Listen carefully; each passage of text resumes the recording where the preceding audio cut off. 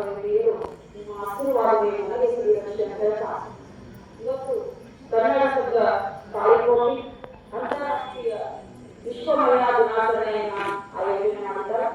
ವಿಶ್ವ ಮಹಿಳಾ ದಿನಾಚರಣೆಯ ಈ ಒಂದು ಕಾರ್ಯಕ್ರಮದ ವೇದಿಕೆ ಮೇಲೆ ಆಸೀನರಾಗಿರುವಂತಹ ಎಲ್ಲ ಆಧ್ಯಾತ್ಮಿಕ ಚಿಂತಕರ ಪಾದಗಳಿಗೆ ನನ್ನ ಹಣೆಯನ್ನು ಮಾಡಿದರು. ವೇದಿಕೆ ಮೇಲೆ ಆಸೀನರಾಗಿರುವಂತಹ ಎಲ್ಲ ಹಿರಿಯರು ಕೂಡ ನಾನು ನಮಸ್ಕರಿಸುತ್ತಾ, ವೇದಿಕೆಯ ಮುಂಭಾಗದಲ್ಲಿ ಕುಳಿತುಕೊಂಡಿರುವಂತಹ ಎಲ್ಲ ಹಿರಿಯರು ಕೂಡ ನನ್ನ ನಾಮಗಳನ್ನು ತಿಳಿಸುತ್ತಾ, ಇವತ್ತು ವಿಶ್ವ ಮಹಿಳಾ ದಿನಾಚರಣೆ ಈ ಒಂದು ಕನ್ನಡ ಸಂಘ ತಾಲೂಕೋಟಿ ಪರವಾಗಿ ಅತ್ಯಂತ ಅದ್ಭುತ ಕಾರ್ಯಕ್ರಮವನ್ನ ನಮ್ಮ ಹೇಮರೆಡ್ಡಿ ಮಲ್ಲಮ್ಮ ಒಂದು ದೇವಸ್ಥಾನದಲ್ಲಿ ಆಯೋಜನೆ ಮಾಡಿದ್ದಾರೆ. ಹೇಮರೆಡ್ಡಿ ಮಲ್ಲಮ್ಮನ ಒಂದು ಪಾದಕ್ಕೂ ಕೂಡ ಹಣಗಳಿತ್ತ ಕೆಳಗಿಯವರು ತನ್ನ ಸ್ನೇಹದಿಂದ ಮನೆ ಮಾಡಿ ತನ್ನ ಮಗಳು ತನ್ನನ್ನೇ ಸುತ್ತಿಸಾವಂತೆ ಮನ ಬಂದು ತನ್ನ ಬೇಸಿಗೆ ಹುಟ್ಟಿದೆ ಮನದ ದುರಾಸೆಯನ್ನು ಮಾಡಿಸಿ ಮತ್ತು ಚೆನ್ನಮಲ್ಲಿಕಾರ್ಜುನ ಅಕ್ಕ ಮಹಾದೇವಿಯ ವಚನವನ್ನ ಈ ಸಂದರ್ಭದಲ್ಲಿ ನೆನೆಯುತ್ತಾ, ರಾಷ್ಟ್ರದ ಬೆನ್ನೆಲುಬಾಗಿದ್ದ ರಾಷ್ಟ್ರದ ನಿರ್ಮಾಪಕರು ಶಿಕ್ಷಕರು, ರಾಷ್ಟ್ರದ ರೈತ, ರಾಷ್ಟ್ರದ ನಮ್ಮ ಸೈನಿಕರು, ರಾಷ್ಟ್ರದ ಒಂದು ಬೆನ್ನೆಲುಬು, ಆ ಮೂರನ್ನ ಈ ಸಂದರ್ಭದಲ್ಲಿ ನೆನೆಯುತ್ತಾ ಅವರನ್ನು ನಾವು ನಮ್ಮಗಳನ್ನ ಕೊಡಲೇಬೇಕು. ನಮ್ಮ ರಾಷ್ಟ್ರ ನಿಂತಿರುವುದು ಈ ಮೂರು ಜನರಿಂದ, ಶಿಕ್ಷಕ, ಸೈನಿಕ ಮತ್ತು ರಕ್ಷಕರಾಗಿರುವಂತಹ ಸೈನಿಕರು, ಶಿಕ್ಷಕರು ಮತ್ತು ರೈತರಾಗಿದ್ದ ಈ ಮೂರು ಜನರನ್ನ ಈ ಸಂದರ್ಭದಲ್ಲಿ ನೆನೆಯುತ್ತಾ, ಇವತ್ತು ಅಂತಾರಾಷ್ಟ್ರೀಯ ಮಹಿಳಾ ದಿನಾಚರಣೆ ಕುರಿತು ಮೇಡಮ್ ಅವರು ಬಸಮ್ಮ ಮೇಡಮ್ ಅವರು ತುಂಬಾ ಚೆನ್ನಾಗಿ ವಿವರವಾದ ಮಾಹಿತಿಯನ್ನು ಕೊಟ್ಟಿದ್ದಾರೆ. ಪದೇ ಪದೇ ಅದೇ ವಿಷಯವನ್ನು ಹೇಳುವುದರಲ್ಲಿ ಸಮಯದ ಅಭಾವ ಇರ್ತದೆ.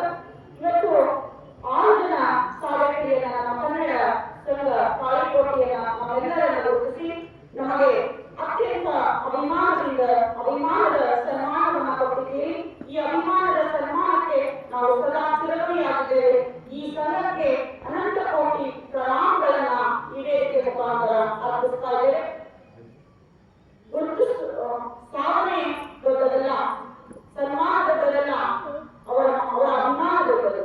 ಸನ್ಮಾನ ದೊಡ್ಡದಲ್ಲ, ಅಭಿಮಾನ ದೊಡ್ಡದು. ಅಂತ ಅಭಿಮಾನವನ್ನ ನೀಡಿ ನಮ್ಮನ್ನು ಕರೆಸಿ ಸನ್ಮಾನಿಸಿದ್ದೀರಿ. ಮತ್ತೊಮ್ಮೆ ತಮಗೆ ಅನಂತ ಕೋಟಿ ಧನ್ಯವಾದಗಳನ್ನ ಅರ್ಪಿಸ್ತೇವೆ. ನಮ್ಮ ಸಾಯಿಗೌಡ ಸರ್ ಅವರು ಹೇಳುವ ಸಂದರ್ಭದಲ್ಲಿ ಮೇಡಮ್ ಅವರು ರಾಜ್ಯ ಪ್ರಶಸ್ತಿಗೆ